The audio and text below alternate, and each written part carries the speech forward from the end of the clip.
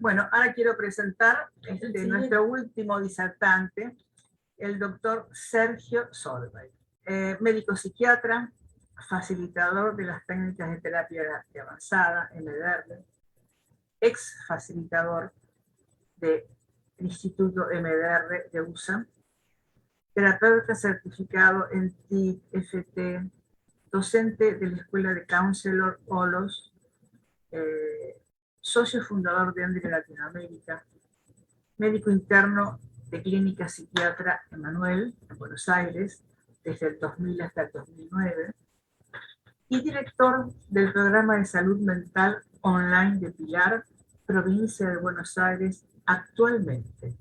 Así que con ustedes los dejo con el doctor Sergio Solveig. Buenos días, en realidad buenas tardes. Estamos ya en el final de todo esto. Y bueno, me gustaría presentarles un poquito cómo trabajamos con absolutamente todo lo que hemos visto hasta ahora, pero en los casos en que los pacientes que tengamos o los consultantes que tengamos resulten a veces no respondedores a las técnicas que tenemos para brindarles, o no tengan una fácil resolución de su problemática, ¿sí? Y muchas veces no logramos lo que pensamos que tenemos que lograr. Y para esto, o lo que nos pasa en estos casos, es que, y esto desde la medicina y desde la psicología es muy importante, ¿sí? Tal vez todos los terapeutas de avanzada que no son ni médicos ni psicólogos, digamos, lo que voy a nombrar ahora es algo que falte o que tengan que formarse un poquito, y es el diagnóstico. En todo paciente o en todo consultante que nosotros atendemos, por supuesto que hay que escucharlo, por supuesto que hay que entenderlo, pero también tenemos que lograr tener una hipótesis diagnóstica que no siempre es única y no siempre es rígida y no siempre es centrada y única, sino que a veces abarca varias hipótesis, ¿sí? Que pueden ser hipótesis médicas, hipótesis psicológicas, hipótesis ambientales, hipótesis sistémicas, hipótesis cognitivas. Cuando yo estoy hablando de un diagnóstico, no estoy hablando de un diagnóstico rígido e inamovible, ¿sí? Muchas veces todos estos diferentes abordajes en el diagnóstico están entrelazados, ¿sí? Y si nosotros no tenemos en cuenta el diagnóstico, difícilmente podamos pensar o elaborar digamos, un camino psicoterapéutico. Entonces, luego de esto, lo que un poquito uno podía preguntarse, o yo pensaba plantear, es ¿en qué casos se requiere derivar un paciente del terapeuta, psicólogo, counselor, o lo que fuera al psiquiatra?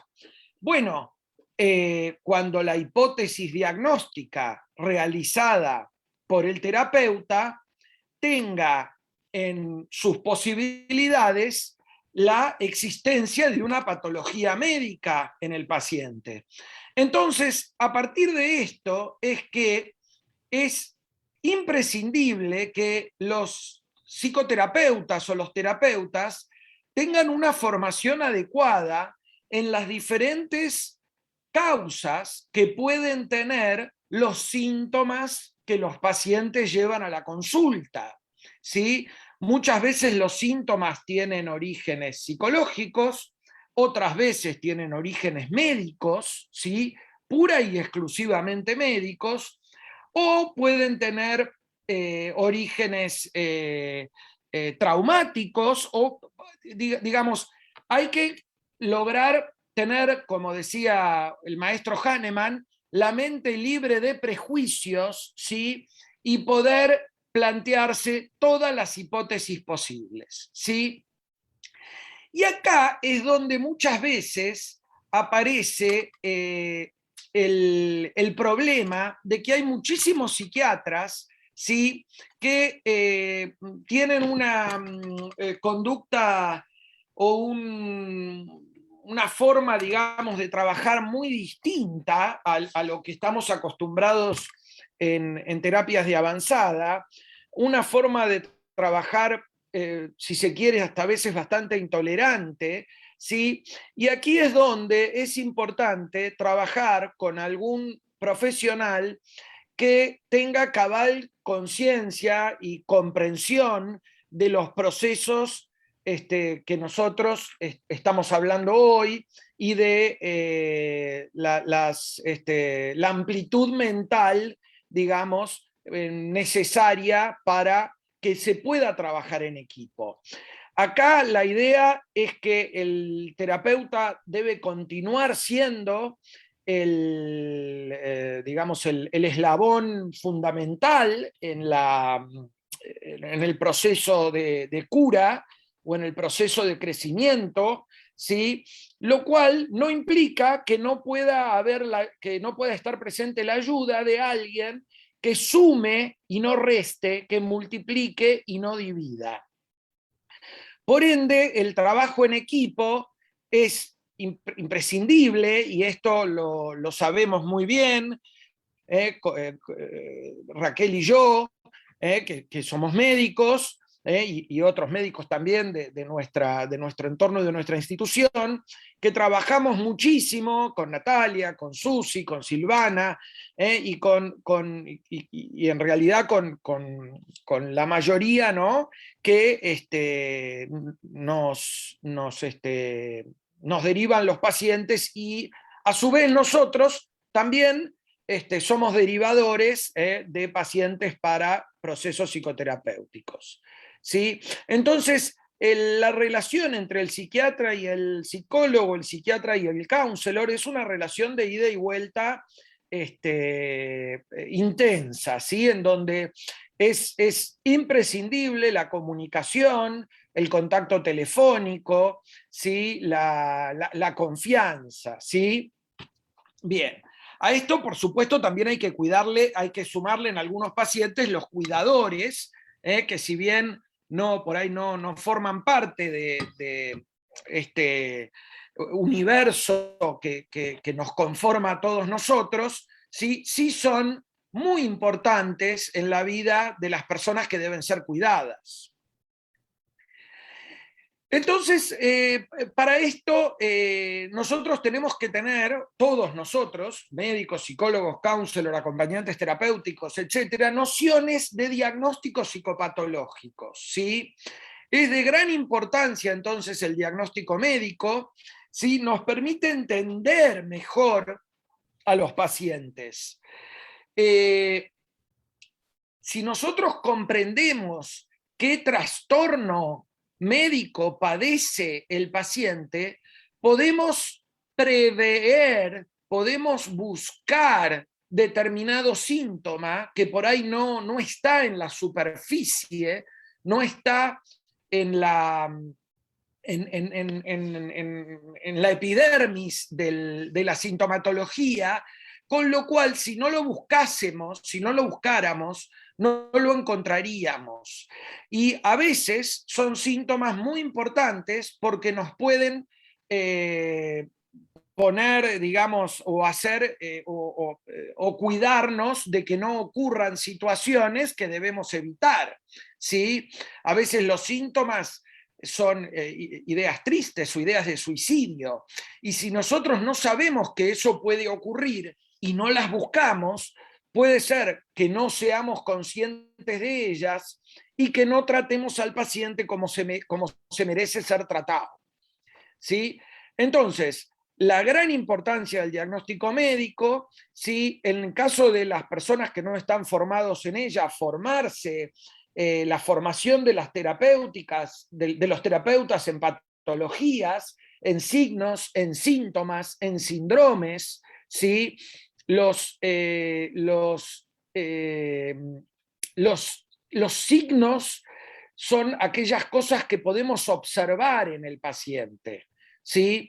Por ejemplo, la forma en que tiene la cara, si tiene el ceño fruncido, ¿sí? Si tiene una risa en la cara sardónica, si está limpio, si está sucio, si está desarreglado, ¿sí? Si arrastra los pies, si tarda en contestar, ¿sí? Los síntomas es lo que el paciente nos refiere, ¿sí? La tristeza son los síntomas, pueden ser síntomas depresivos, ¿sí? La alegría, la preocupación, ¿sí? Y los síndromes son el conjunto de varios síntomas y varios signos que conforman, que juntos nos hablan de una entidad nosológica, ¿sí? Digna de tratamiento. ¿Sí? Entonces, el diagnóstico de los signos, de los síntomas y de los síndromes es lo que nos va a permitir hacer un diagnóstico de situación en el paciente. Y teniendo ya un diagnóstico de situación, tenemos que buscar más síntomas para confirmar o no aquella sospecha que tenemos, de manera tal de adelantarnos a situaciones y que estas situaciones no nos ganen y no se nos interpongan, ¿sí? Como dijimos antes, entonces, estos niveles, distintos niveles de diagnóstico no son excluyentes, ¿sí? El diagnóstico psicológico, el diagnóstico psiquiátrico, el diagnóstico médico, el diagnóstico clínico, el diagnóstico conductual, el diagnóstico sistémico, son diagnósticos complementarios, ¿sí? Por ejemplo, un diagnóstico médico puede ser un cáncer de pulmón, ¿sí? Y si nosotros nos quedamos solamente con el diagnóstico psiquiátrico, por ahí estamos no observando que hay enfermedades psiquiátricas de origen médico y que un cáncer de pulmón, un hipotiroidismo, una enfermedad reumatológica puede estar produciendo en un paciente un cuadro depresivo y estamos errando la manera de ayudarlo porque su ayuda va a tener que ver con su diagnóstico, ¿sí? Bien. Los cuadros depresivos, bueno, decimos que en los cuadros depresivos lo que vemos es un descenso del humor que termina siendo triste y se acompaña de inhibición y dolor moral. El dolor moral o las ideas de culpa en la depresión son ideas que están muy relacionadas con los grupos sociales en donde nosotros trabajamos. Tal es así que hay civilizaciones o grupos étnicos en donde los cuadros depresivos se manifiestan de manera muy, muy distinta a la manifestación que tienen los cuadros depresivos en nuestra sociedad occidental y cristiana, ¿sí? La depresión en civilizaciones como aborígenes australianos o digamos, poblaciones originarias mesoamericanas, difiere mucho de la depresión europea o américo-europea que estamos nosotros acostumbrados a ver. Y por supuesto debemos distinguir dentro de las depresiones las causas que pueden producir la depresión. Ya hemos hablado hace un instante de depresiones de causa orgánica, ¿sí? como pueden ser causadas por tumores cerebrales. Recuerdo un caso que no se me va a borrar nunca de la mente, en la clínica donde yo fui subdirector, había un paciente que era un aviador de Malvinas que había piloteado un Mirage en Malvinas y era un héroe de guerra que había sobrevivido a la guerra y había participado en el conflicto bélico, que cuando vuelve al continente hace un cuadro depresivo, ¿sí? Es tratado hasta que en el año a fin del 83 o en el año 84 se le diagnosticó un meningioma, ¿sí? Y el paciente no tenía una depresión, ¿sí? Tenía un meningioma que producía una lesión cerebral que daba como sintomatología un cuadro depresivo, ¿sí? Ese paciente vivía en la clínica internado, había sido operado varias veces y nadie podía hablar con él, elegíamos no hablar con él, porque frente a cualquier interacción humana que tenía, el paciente comenzaba a llorar de una manera desconsolada, ¿sí? Era un cuadro orgánico cerebral. Luego, para, digamos, sacar el otro cuadro muy complejo y que el tratamiento va a ser pura y exclusivamente médico, tenemos el grupo de depresiones sindromáticas del psicótico, que son pacientes esquizofrénicos que a posteriori de la resolución de su episodio delirante, alucinatorio, ¿sí? Pueden recuperar, digamos, cierta noción del yo adecuada y se dan cuenta entonces de aquello que han vivido, de aquello que les ha pasado y hacen cuadros depresivos muy, muy intensos que los pueden llevar incluso al suicidio, ¿sí? Y por supuesto que deben ser tratados psicoterapéuticamente, ¿sí? Y también farmacológicamente.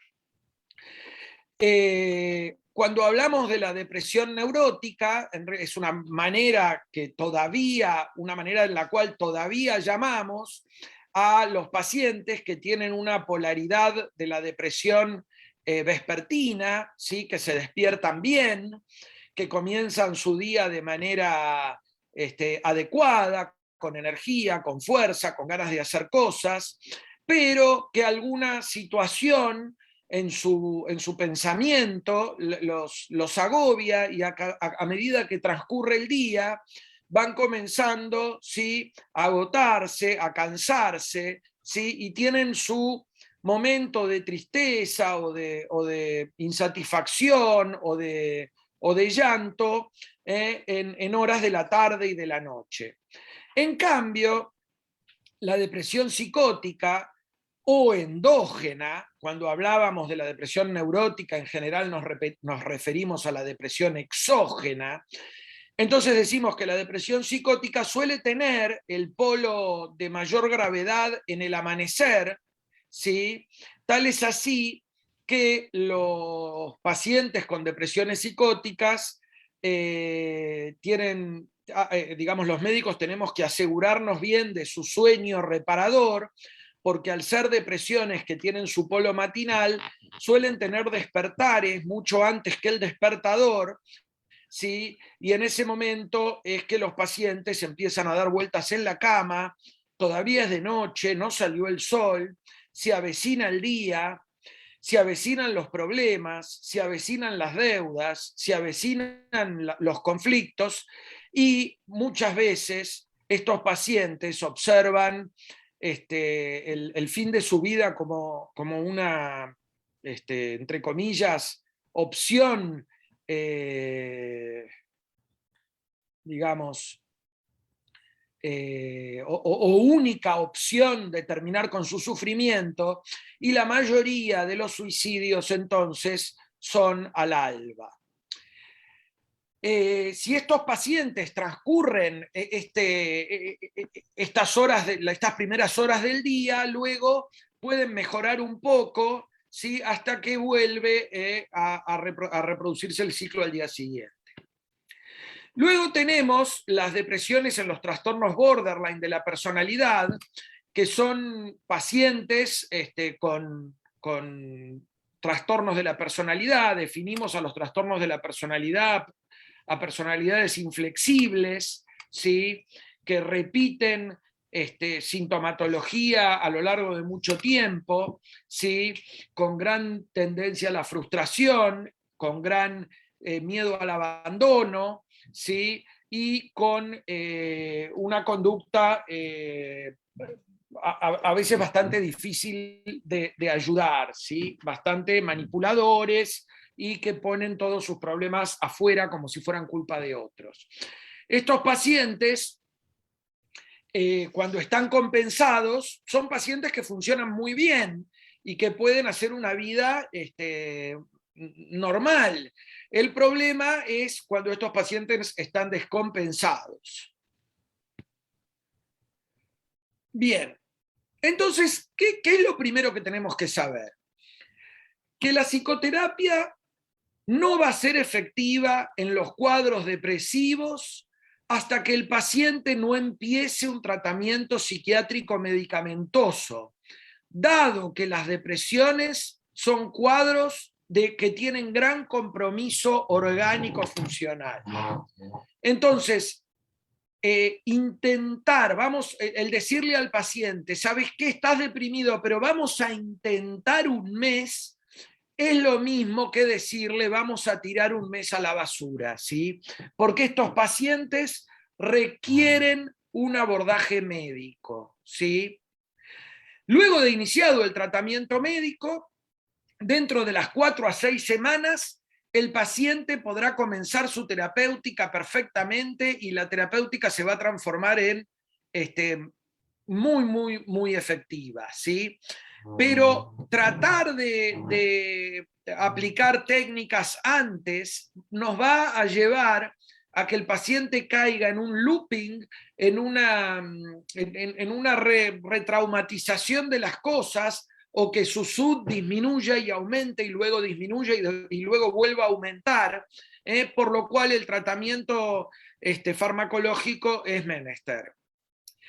Otros cuadros depresivos que tenemos que diferenciar son los duelos. Ya he escuchado que han hablado de los duelos. Los duelos duelen.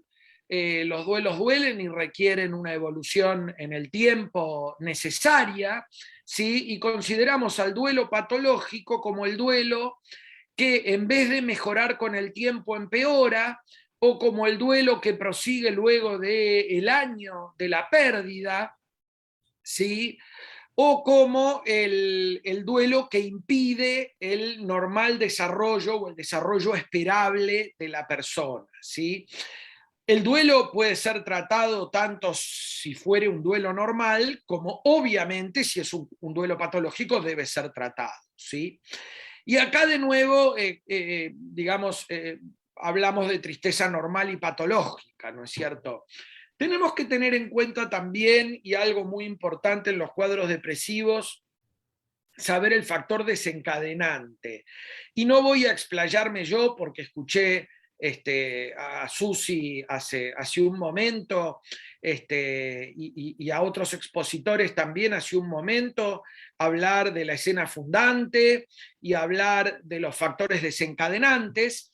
Lo importante que quiero dejar sentado es que haya un factor desencadenante en una depresión no implica que la depresión sea exógena.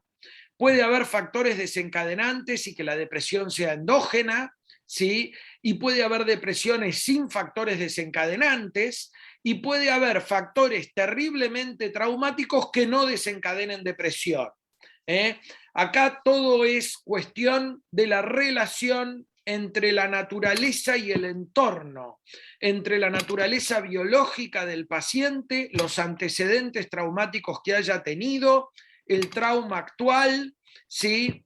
Y el arte médico, el arte nuestro es poder entender cabalmente eso.